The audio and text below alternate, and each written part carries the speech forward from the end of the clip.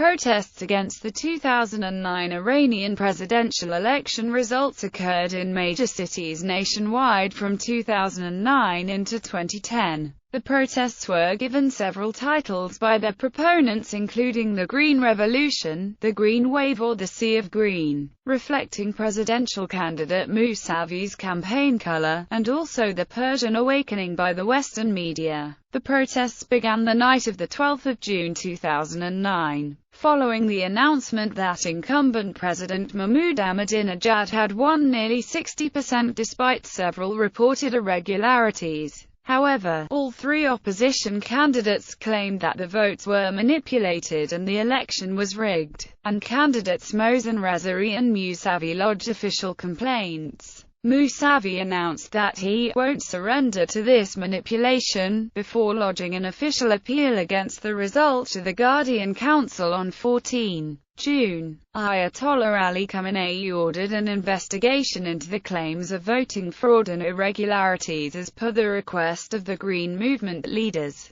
Ahmadinejad called the election completely free, and the outcome a great victory for Iran, dismissing the protests as little more than passions after a soccer match. Despite the relative peaceful nature of the protests, the police and the Basij suppressed them by using batons, pepper spray, sticks and, in some cases, firearms. The most widely known victim was Nida Agha Sultan, who was shot, and her last moments were uploaded to YouTube and was broadcast around the world. Opposition groups have also reported that thousands more have been arrested and tortured in prisons around the country, with former inmates alleging mass rape of men, women, and children by the Iranian Revolutionary Guards in prisons such as Kar Rizik and Evin. The Iranian government has confirmed the deaths of 36 people during the protests, while unconfirmed reports by supporters of Mousavi allege that there have been 72 deaths in the 3 months following the disputed election, with a possibly higher number, since relatives of the deceased are forced to sign documents claiming they had died of heart attack or meningitis. Iranian authorities have closed universities in Tehran, blocked websites, blocked cell phone transmissions and text messaging, and banned rallies.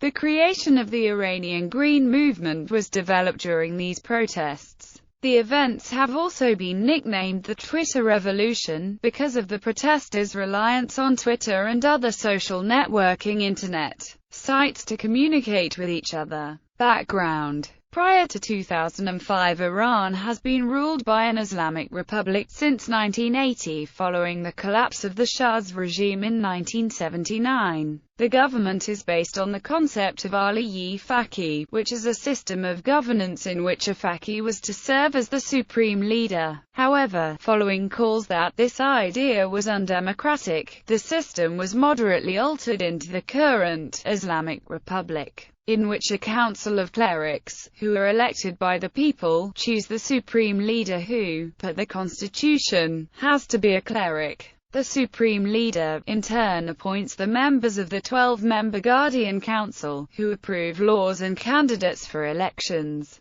Even at the presidential level, the President of Iran is not the commander-in-chief, and the control of the military, police, and the parallel Revolutionary Guards is under the control of the Supreme Leader. The Revolutionary Guards is a constitutionally protected paramilitary force that operates alongside the regular armed forces, whose primary function is to protect the Islamic Republic. The Revolutionary Guards also have an auxiliary wing called the Basij, who provides support in enforcing religious laws and suppressing dissidents. They are not considered full members of the Revolutionary Guards, and lack the training given to full-time members, although they can be called up at any time to assist the regular forces in times of trouble. Though Ayatollah Khamenei and his successor Ayatollah Khamenei claimed that this system was democratic and the Revolutionary Guards are necessitated to protect the government from military coups and foreign interference, critics contend that this system only serves to keep like-minded conservatives in power and marginalize any opposition, while using the Revolutionary Guards to silence any dissidents. The Islamic Republic has not escaped popular opposition in the past.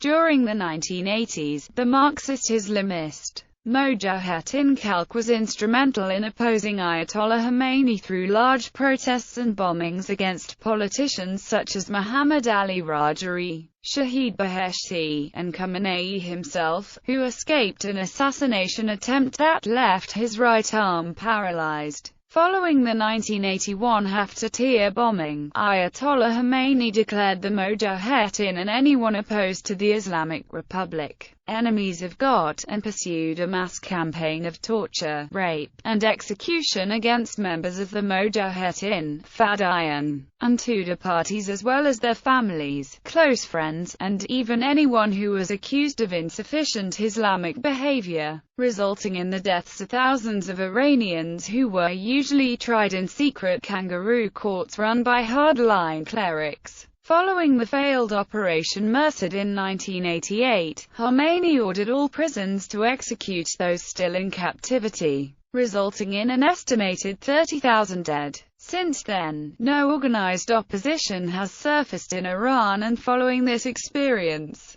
the Iranian government usually employs heavy-handed tactics to marginalize any attempt at regime removal and usually justifies this with the enemy of God classification. In 1997, following the unexpected victory of a little-known reformist cleric Muhammad Khatami, there was a revival of a moderate faction within the government whom the public believed had the ability to reform and curb the power of the conservatives and make the system somewhat democratic, and that Khamenei was willing to trust this faction in the hopes that it could recover the country after the 8-year war with Iraq, which Rafsanjani and the conservatives had failed to do. However, rather than promoting a reform of the system, the reformists began questioning the concept of the Islamic Republic itself, and following the exposure of the murders of dissidents by the intelligence services in reformist newspapers, the government began to distrust Khatami and his faction, a conflict which reached the breaking point after the 1999 student protests, after which hardliners such as Muhammad Ali Jafari, Muhammad Baha Ghalibaf, and Qasem Soleimani were promoted to take control of the Revolutionary Guards and the security services to crack down on most reformist movements. Despite reformists gaining a majority in the Majlis in 2000 and Khatami winning the 2001 election as well, Khamenei would oppose any attempts at liberalization of the government or society.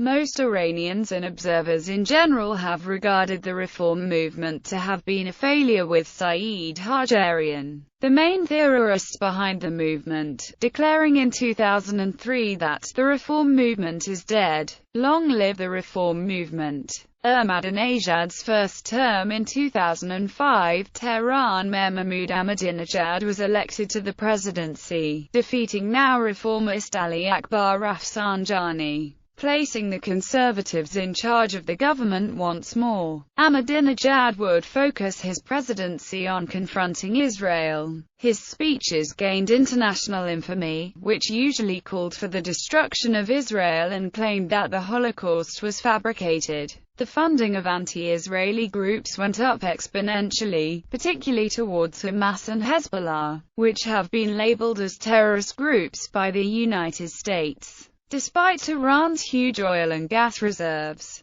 those sectors have been relatively neglected in favor of a nuclear energy program that has cost billions of dollars and has been condemned by Israel and the United States, who claim that the program is a cover-up for a much larger nuclear weapons program. As a result, the United Nations has placed sanctions on the Iranian government, which has had a heavy impact on the economy, reducing the value of the rial from a low of 8,000 to the dollar in 2005 to 10,000 to the dollar in 2009. Iran has been experiencing high birth rates since 1988, both due to an increase in standard of living and government encouragement of large families, with an estimated 60% of the country being under the age of 30. However, the economy has failed to keep pace with the amount of people entering the job market, and Iran has been experiencing high unemployment rates since early 2000. Ahmadinejad began a campaign of privatization of state enterprises,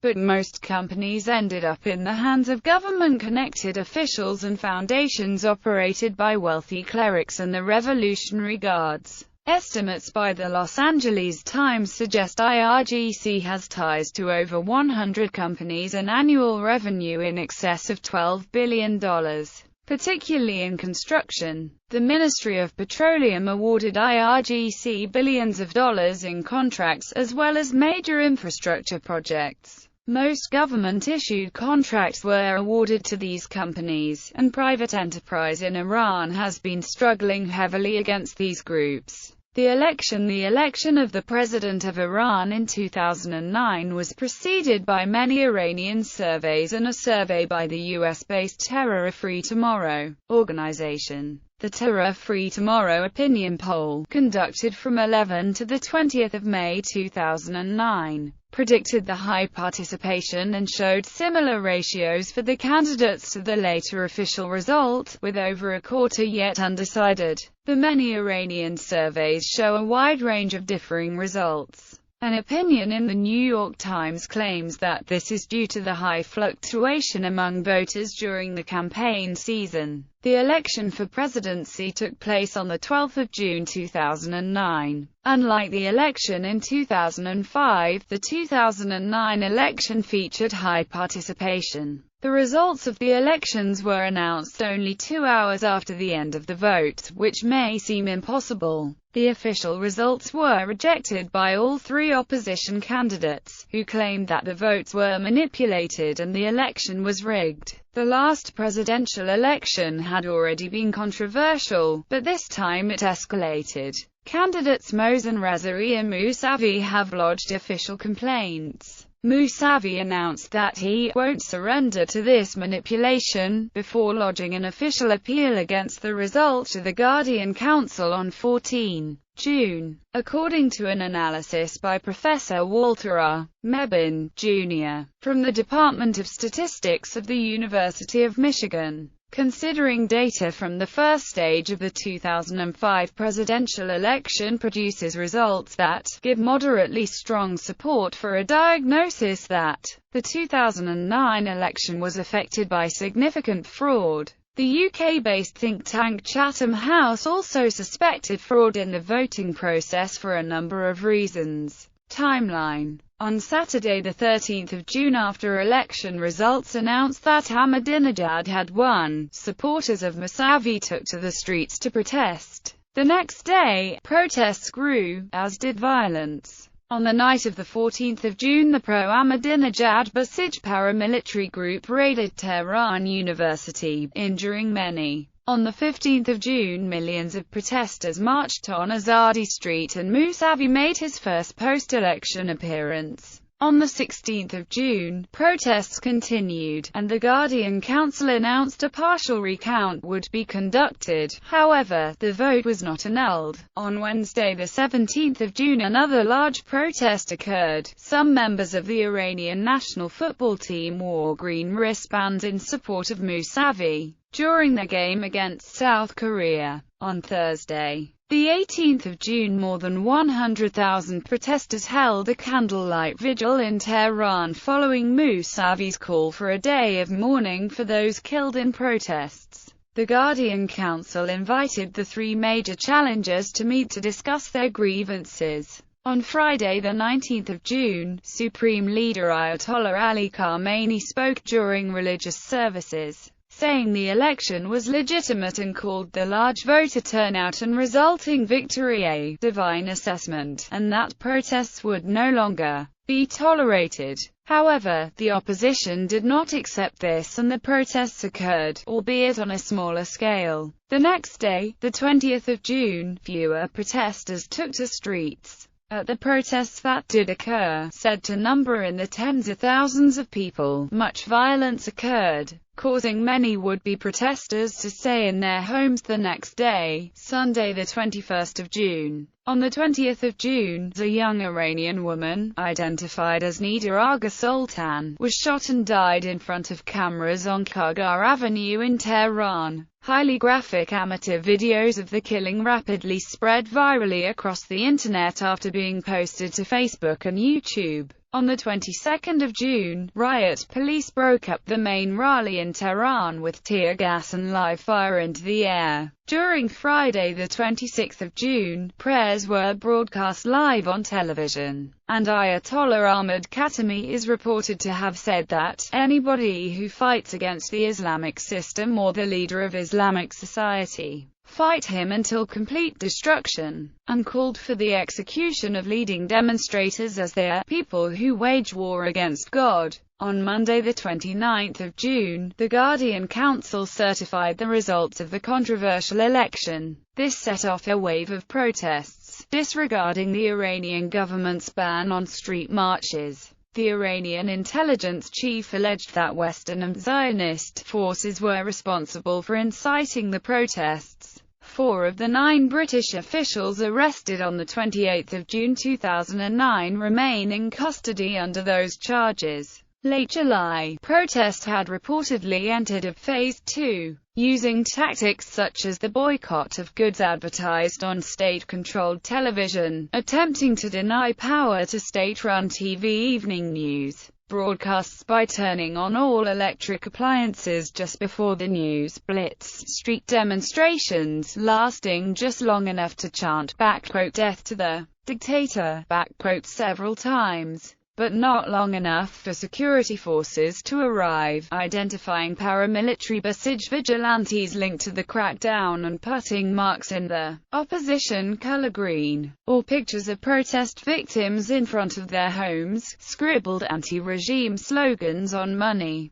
The new protest is reportedly based on the idea of Mohandas Gandhi that even the most powerful cannot rule without the cooperation of the ruled. On the 5th of August, Mahmoud Ahmadinejad was sworn in for his second term as president of Iran in an official inauguration in Tehran. Protests were held outside the parliament during the inauguration, with protesters chanting "Death to the dictator." Major protests would continue after the inauguration as well. Among the largest were protests that were held on Iranian holidays, such as Quds Day on the 18th of September, 13th of Aban on the 4th of November and Iranian Students' Day on the 7th of December. Another wave of protests occurred following these election protests across Iran in 2011.